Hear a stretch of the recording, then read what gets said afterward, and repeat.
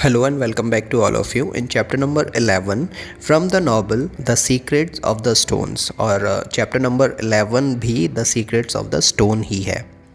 तो पिछले chapter number 10 में हमने देखा कि मिसेस ब्लैक जो कि हाउसमेट थी और मार्टिन नाइट ये दोनों बुक लेने के लिए आते हैं और अंकल स्टीफन को हिट करते हैं जिसकी वजह से वो बेहोश हो जाते हैं।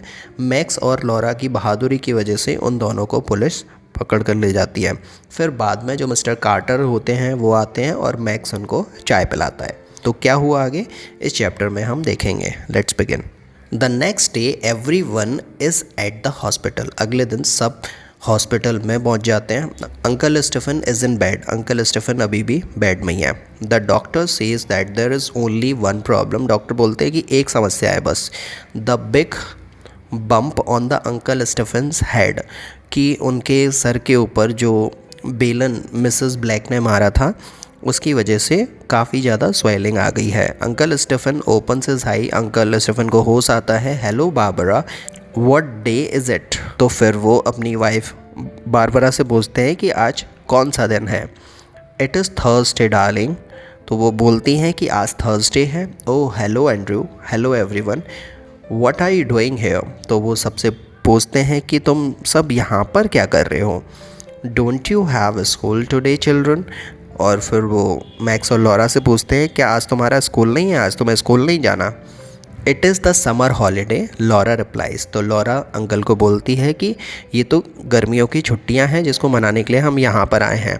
We are in Stone Cross remember says Max. तो मैक्स बोलता है कि हम स्टोन क्रॉस में हैं, याद आया कुछ। Stone Cross holiday, no I don't remember. We are in London I think. तो अंकल स्टीफन बोलते हैं कि कौन सा स्टोन क्रॉस, कौन सा हॉलीडे, मुझे तो कुछ याद नहीं है, मुझे ऐसा लगता है कि हम लंदन में हैं। Uncle Stephen doesn't remember. Uncle Stephen को कुछ भी याद नहीं है। He doesn't remember about the holiday. उनको हॉलीडे के बारे में भी कुछ नहीं याद है। About Mrs Black and Martin Knight and most important of all he doesn't remember about the secret of the stone. ना तो उनको मिसेस ब्लैक के बारे में कुछ याद है, ना मिस्टर नाइट के बारे में, मार्टिन नाइट के बारे में कुछ उन्हें पता है, और सबसे इम्पॉर्टेंट वो जो स्टडी कर रहे थे the secrets of the stone के ऊपर वो भी भूल चुके हैं वो। You remember the symbol, the brooch, the old book of mysteries. They ask him, he smiles and says no sorry. तो मैक्स और लॉरा अंकल से पूछते हैं क्या वो तुम्हें जो सिल्वर का सिंबल याद है, जो ईयररिंग थी, ब्रूस था, क्या तुम्हें याद है, क्या वो मिस्ट्री की जो ओल्ड बुक है उसके बारे में तुम्हें याद है या फिर नहीं है।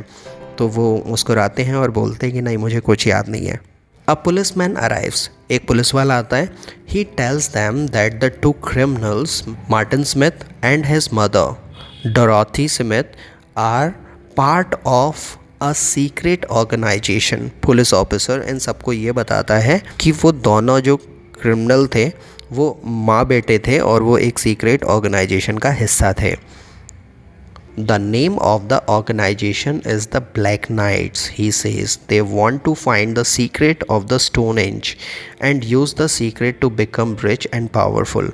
तो आगे वो उनको ये बताता है कि वो एक ऐसी सीक्रेट ऑर्गेनाइजेशन के हिस्सा थे जिसका नाम था ब्लैक नाइट। आगे जोड़ते हुए वो ये बताता है कि उन्हें एक सीक्रेट कोड और मिस्टीरियस बुक की तलाश थी जिसकी मदद से वो सीक्रेट कोड को हासिल कर पाएँ और वो अमीर बन पाएँ और पावरफुल बन पाएँ।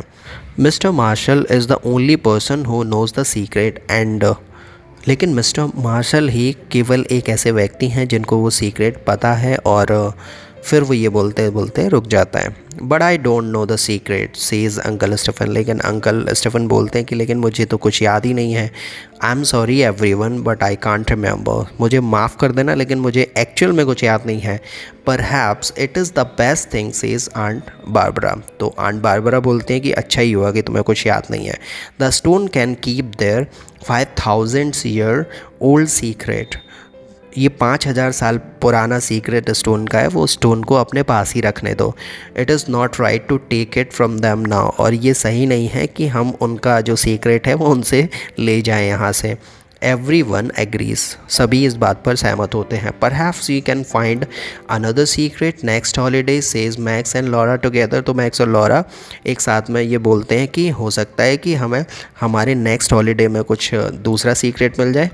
Perhaps next holiday I can stay in London, says Uncle Stephen. तो अंकल स्टीफन बोलते हैं कि हो सकता है कि मैं अगले हॉलीडे में लंदन में ही रुकूं, तुम्हारे साथ में घूमने ना जाऊं. He rubs the bump on his head. वो ये सब कुछ बोल रहे हैं उनके माथे पर, उनके हेड पर जो सूजन है उसको मलते हुए, क्योंकि वो काफ़ी पेन में है.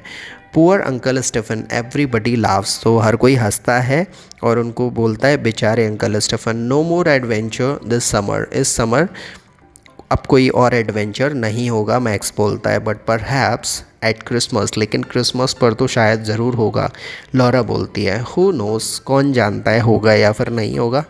तो यहाँ पर ये नावल पूरा कंप्लीट हो जाता है. ये चैप्टर नंबर 11 में ये स्टोरी कंप्लीट हो जाती है. होप दैट कि ये स्टोरी आपको पसंद आई होगी. ये नावल रीडिंग के वीडियोस आपके समझ में आए होंगे, आपको अच्छे लगे होंगे और इससे आपने ट्रांसलेशन में काफ़ी कुछ सीखा होगा. अगर ये वीडियो आपको अच्छा लगा तो इस वीडियो को लाइक करो, शेयर करो अपने फ्रेंड्स एंड फैमिली के साथ में, और आगे ऐसे ही इंग्लिश रिलेटेड यूज़फुल वीडियोज़ देखने के लिए इस चैनल को सब्सक्राइब कर लो.